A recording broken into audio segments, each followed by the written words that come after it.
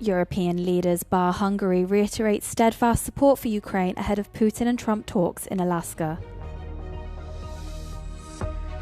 At least 100 Palestinians were killed in the past 24 hours as Israel continues to carry out attacks across Gaza despite global criticism. A wildfire near the Spanish capital of Madrid kills one and forces hundreds to evacuate. The leaders of 26 European Union member states, all bar Hungary, rallied behind Ukraine ahead of talks between US President Donald Trump and his Russian counterpart on Friday. Trump is set to meet Putin in Alaska as part of US efforts for a ceasefire push. European leaders said they welcomed Trump's efforts, but highlighted that Ukraine's territorial borders should be respected in a ceasefire agreement. Let me remind you that at the same time, the EU is extremely active on all fronts to support Ukraine and put Ukraine in a position of strength. The only leader that refused to sign the agreement was Hungarian Prime Minister Viktor Orbán. Orbán said that he refused to sign the statement because European leaders were not invited to the meeting in Alaska. He called for them to initiate an EU-Russia summit instead to give Europe a seat at the negotiating table. Hungary has in the past rejected motions calling for joint European military or financial support for Kyiv. Russian forces have pushed into eastern Ukraine, reports suggest, days before US President Donald Trump and his Russian counterpart Vladimir Putin are set to meet. A map from Ukraine's open-source intelligence project called Deep State shows Moscow's troops pushing towards a highway in the Donetsk region. Russia has been trying to advance in this area for months, endangering a key Ukrainian logistics route. The US-based think tank, the Institute for the Study of War, said it would be premature to call the sudden push a breakthrough. However, it warned that Moscow's troops were likely to seek to push further in the area in the coming days. The development comes as Putin and Trump are set to meet in Alaska on Friday as Trump pushes for a ceasefire. Despite the truce talks, Ukraine's President Volodymyr Zelensky warned that Moscow was preparing the redeployment of troops and forces to launch a new offensive on Ukraine. At least 100 Palestinians were killed and some 500 others were injured in the last 24 hours as Israel continues its attacks across Gaza. The Gaza Health Ministry says at least 69 people were killed in airstrikes across several positions, primarily in the north near Gaza City. At least 31 others were killed en route to 8 collection points, with eyewitnesses saying Israeli troops opened fire on crowds of people. It's the latest in a series of fatal incidents involving the Israeli-backed U.S. aid operation run by the Gaza Humanitarian Foundation. Israel says it only fires warning shots and does not shoot at people, while the GHF claims that no fatal incidents have occurred on their premises. The U.S.-Israeli aid scheme was announced as a replacement for traditional UN systems, which have been facing major restrictions to their operations. Many have criticized the initiative, which came after Israel accused Hamas of looting UN aid, slamming it as insufficient. The UN says more than 90% of Gaza's 2 million population are at risk of famine. Gaza's health ministry also said 5 more people died from starvation on Monday, bringing the total famine-related deaths to 227, including 103 children. On Tuesday afternoon, the UK released a joint statement with 27 of its allies, mainly in Europe, condemning the worsening humanitarian suffering in Gaza. The statement, endorsed by France, Germany, and Spain, called on the Israeli government to take immediate steps to alleviate humanitarian suffering.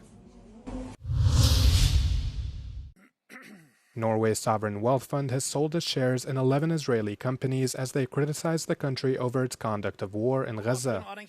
The management of the fund, which invests profits from Norway's oil and gas, said in a statement that by the end of June, they had investments in 61 Israeli companies. The fund noted that it decided to sell all its shares in 11 of those firms that are not in the Norwegian Finance Ministry's Equity Benchmark Index. They also added that they will fire all external managers running their investments in Israel and run those operations in-house. Top-level management of the fund said the decision was taken in response to what they called an extraordinary humanitarian crisis in Gaza and acknowledged that maybe these measures came too late. Situasjonen på Vestbredden og i Gaza har forverret seg den senere tiden. Vi kunne tidligere gjort noen grep som forenklet forvaltningen, herunder å hente forvaltningen hjem. Det er alvorlig når det stilles spørsmålstegn ved om systemet fungerer. Nå har vi gjort noen tiltak, og det jobbes med ytterligere tiltak. The fund says it'll continue to strengthen its due diligence and intensify monitoring of investments in Israeli companies. A wildfire near the Spanish capital of Madrid has killed one person and prompted hundreds to evacuate.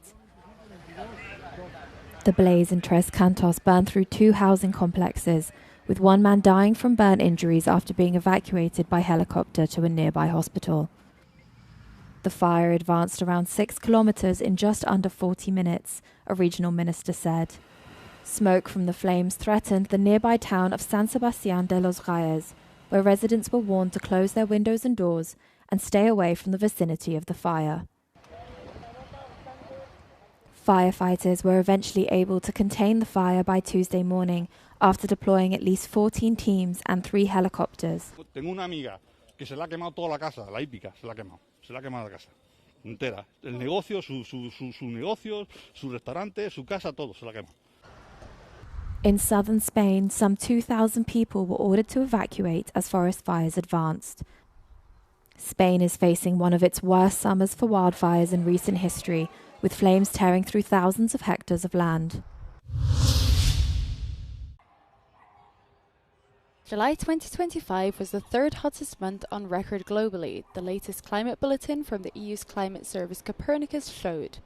In Europe, the average temperature for July 2025 is just over 21 degrees Celsius, 1.30 degrees above the 1991 to 2020 average for July, making it the 4th warmest July on record. Meanwhile, July 2025 was 1.25 degrees above the pre-industrial level globally. It was only the 4th month in the last 25 months with a global temperature less than 1.5 degrees above this level. Does this mean the landmark Paris Agreement, which is ratified by all EU member states and aims to limit the long-term average temperature increase to 1.5 degrees above the pre-industrial level, has failed? The short answer is no. For this, levels have to be breached for at least 2 decades. The Paris Agreement refers to a long-term average temperature of 1.5 that shouldn't be exceeded in order to avoid the most catastrophic and irreversible consequences of climate change. What we have seen over the past couple of years is temporary breaches of this limit.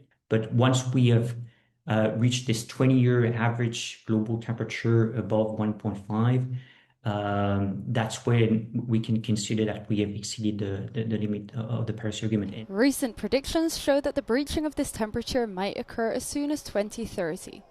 This long-term warming trend is directly related to the accumulation of greenhouse gases in the atmosphere. In other words, climate change hasn't stopped. Across Europe, the effects of this are being witnessed, from the extreme heat to the catastrophic floods affecting several countries this summer. Experts are clear. This warming trend won't stop if greenhouse gases continue to be emitted.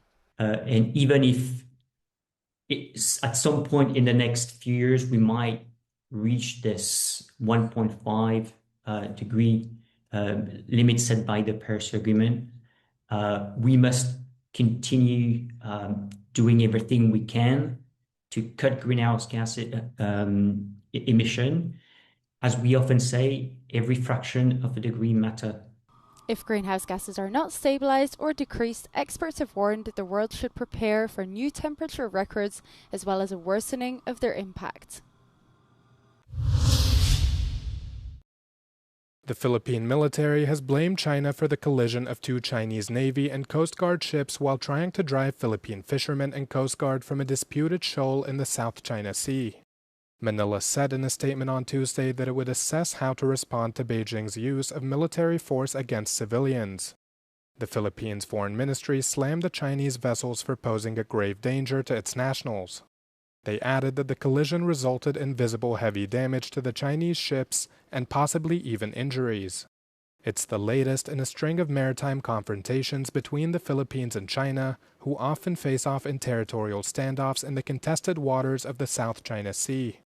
The United States, a longtime treaty ally of the Philippines, condemned the latest reckless action by China against a Filipino vessel. China accused Manila for the confrontation, saying its ships intruded in its territory, prompting Beijing's immediate response.